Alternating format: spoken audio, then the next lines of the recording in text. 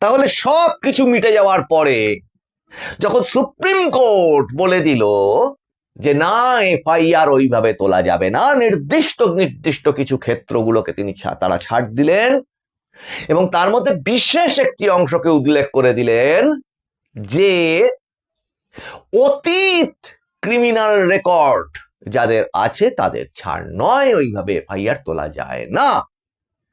তাহলে এই আরশোলা বা যাদের বলা যায় যে ওই সিজেপি, এটা কোনো রাজনৈতিক দল নিশ্চয়ই নয়, তাদের যে দাবিগুলো ছিল কেন্দ্রীয় সরকারের তরফ থেকে তার মিটিং হয়েছিল, সেই দাবিগুলোকে তারা মেনে নিয়েছিলেন বলে এবার তাদের হুঙ্কার হচ্ছে যে কই এই দাবি মানা হচ্ছে কই, মানে কেন্দ্রীয় সরকারে বা সুপ্রিম কোর্টকেও যেন অগ্রাহ্য করে তাদের দাবি মিটিয়ে দেয়।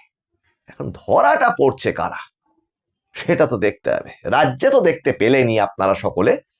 এখন ওই দিল্লিতে যা যা কিছু ক্যামেরার ফুটেজে উঠে এসেছে, যেটা সুপ্রিম কোর্টও বলেছে যে তদন্ত সাপেক্ষ বিষয়, আমরা গত এপিসোডে সেটা বলেছি, তারপরে তো বিচার হবে, তদন্তটা হওয়ার পরে বিচার হবে কতটা এফআইআর যোগ্য কতটা এফআইআর যোগ্য নয়।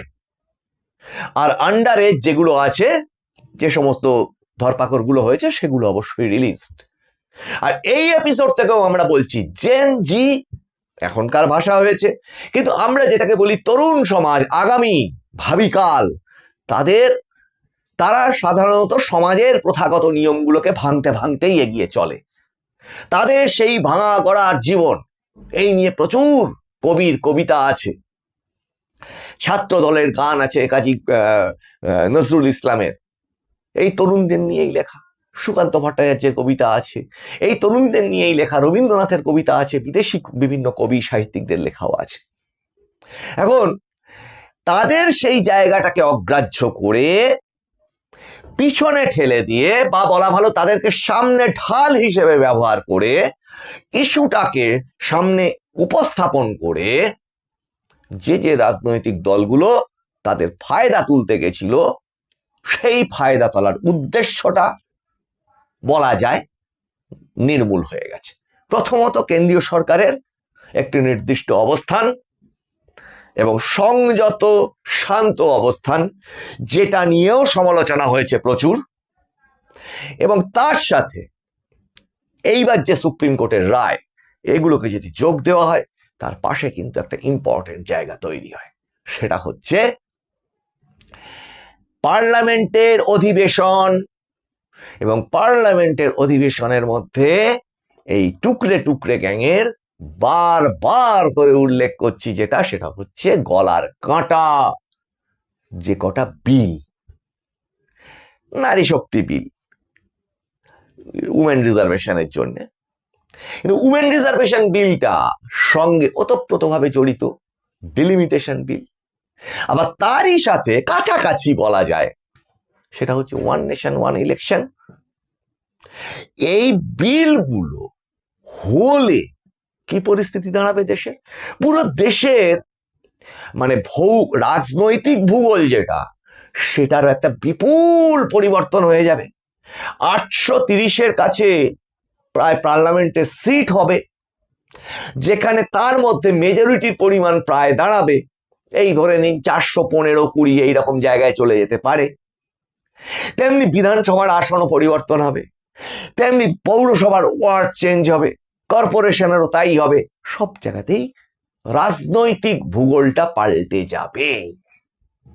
আর তার সাথে আসুন উমেন রিজার্ভেশনও হবে একই রকম ভাবে। যদি ওটা হয়, প্রত্যেক ক্ষেত্রে নারীদের প্রতিনিধিত্বের পরিমাণ বাড়বে। এবার আসুন ওয়ান নেশন ওয়ান ইলেকশন, সেই পার্সপেক্টিভ থেকে যদি ভাবা হয়, তাহলেও অনেক অঙ্ক, অমুক সময় অমুক ইলেকশনের জন্য এই প্রস্তুতি, এই ভেবে রেখেছিল যে কংগ্রেস সহ অন্যান্য এই টুকরে টুকরে গ্যাংয়ের সমস্ত দলবলেরা, যারা প্রত্যেকটি রাজ্যে নিজেদের ক্ষেত্রে ইলেকশন শুধু হেরেছে তাই না, মানুষের মন থেকে পর্যন্ত মুছে গেছে, যেমন এই রাজ্যের তৃণমূল কংগ্রেস। তাদের সামগ্রিক আগামী হিসেব সব ঘেঁটে ঘ হয়ে যাচ্ছে। এখন এবার নেক্সট হুমকি যেটা আরশোলাদের, যে তারা আবার আন্দোলনে নামতে পারে, আরো বৃহত্তর আন্দোলনে নাকি তারা নামবে। আচ্ছা, দেখা যাক। তার কারণ কেন্দ্র সরকার কিন্তু এবার আগের থেকেও তারা চিহ্নিত কারা কারা সেই দুষ্কৃতীরা, তাদের ফটো সহ সমস্ত কিছু উঠে গেছে, কারা কারা এই কাণ্ডগুলো ঘটিয়েছে। কাজে এবার যদি আসে, সেই ওই জায়গাটা ব্লকেজ কি করে করতে হয় সেটা কেন্দ্রীয় সরকার খুব ভালো রকম জানে। এই দুষ্কৃতীরা যাতে আর সেই কাজগুলো না করতে পারে। দুই, নিটের যে ইস্যুটা ছিল সেটা তো মিটেই গেছে, সেটা নিয়ে তো আর কোনো সমস্যা নেই। প্রশ্ন লিক ইস্যুটা নিয়ে আর কোনো সমস্যাই নেই, তার কারণ প্রধানমন্ত্রী স্টেপ, আজকে লোকসভায় বিল পাশ হওয়া, এই সমস্ত কিছু হয়ে গেছে, যাতে প্রশ্ন লিক কাণ্ডের যা যা কিছু দাবি ছিল শুদ্ধিকরণের, হাই লেভেল কমিটি বা স্পেশাল টাস্ক ফোর্স, এই সমস্ত কিছু গঠিত হয়েছে। খুঁজে খুঁজে তাদেরকে শাস্তি দেওয়ার ব্যবস্থা হচ্ছে। এনটিএর ভিতরকার যে সমস্ত অসুবিধাগুলো ছিল সেগুলো অ্যাড্রেস করেছে সরকার, এবং তাদেরকে সাসপেন্ড, বহিষ্কার, বরখাস্ত, এই সমস্ত কিছু করেছে 43 জনের বিরুদ্ধে। এই সামগ্রিক শুদ্ধিকরণটা কিন্তু সরকার সদিচ্ছা সহকারে প্রথমে করে নিয়েছে। এবার এরপরে যদি তুমি কিছু করতে আসো আবার, তাহলে সেটা হয়ে যাবে সরকারকে ব্ল্যাকমেল করা। ওই একজন বলছেন না, একজন টুকরে টুকরে গ্যাংয়ের হয়ে কথা বলা সাংবাদিক বা ছিলেন সাংবাদিক, এরকম রাহুল গান্ধীর অন্যতম একজন ঘনিষ্ঠ সঙ্গী, যিনি বলেছেন যে পার্লামেন্ট থেকে দেশ চলবে না, রাস্তা থেকে, অ্যাজিটেশন থেকে দেশ চলবে, স্ট্রিট থেকে দেশ চলবে। সেইখানে এই যাদের মানসিকতা, তার মানে পার্লামেন্টকে অচল করে দেওয়াটাই ছিল হচ্ছে এদের মূল উদ্দেশ্য, সেটা এক্সপোজ হয়ে গেছে। নেক্সট 15ই আগস্ট নাকি আবার আন্দোলনের ডাক দেওয়া হতে পারে, সরকার সতর্ক। আর স্বরাষ্ট্রমন্ত্রী অমিত শাহ এবার রাহুল গান্ধী পার্লামেন্টে বক্তৃতা দিতে দিতে এবার তাক করলেন কাকে? অমিত শাহ, স্বরাষ্ট্রমন্ত্রীকে। স্বাস্থ্যমন্ত্রী, শিক্ষামন্ত্রী, আলোচনার কেন্দ্রবিন্দু ছিল এইটা, এবার সেখানে স্বরাষ্ট্রমন্ত্রী কোথা থেকে চলে এলো? আমরা নিশ্চয়ই খেয়াল করে দেখেছি যে এই পুরো ঘটনাটার মধ্যে স্বরাষ্ট্রমন্ত্রীকে গালাগাল দেওয়ার মতো কোনো রকম ভূমিকাই তিনি রাখেননি। তাহলে এইবার কেন সেইটাকে বলা হচ্ছে, তার কারণটাও খুব পরিষ্কার। তার কারণ এবার যদি এই মুভমেন্ট যারা করবে, একজনের নাকি টাইফয়েড হয়েছে, আর আরেকজন তাদের মধ্যেকার যিনি নতুন নেতা হয়ে বসবার চেষ্টা করছেন, তারা তারা তারা তারা যদি শুধুমাত্র ওই আন্দোলনটা করতে চান, তাহলে তা আন্দোলন সেই রূপ নেবে না। যদি গুন্ডা গ্যাং তার সাথে না মেশে, তাহলে আন্দোলনটা অরাজক হবে কি করে? এখন সেই গুন্ডা গ্যাং তো চিহ্নিত হয়ে গেছে, আর চিহ্নিত হয়ে যাওয়ার পরে নিশ্চয়ই সরকার হাত গুটিয়ে বসে থাকবে না। আর বসে যদি না থাকে, তার মাঝখানে যে পার্লামেন্টটা চলছে, সেই পার্লামেন্টে নিশ্চয়ই এই বিলগুলো সাবমিট হবে বা টেবিলড হবে, এবং সেই বিলগুলো নিয়ে আলোচনাও হবে, বিক্ষোভ দেখিয়ে ওয়াকআউটও হতে পারে, হোক। কিন্তু সংখ্যা সরকারের কাছে আছেই আছে।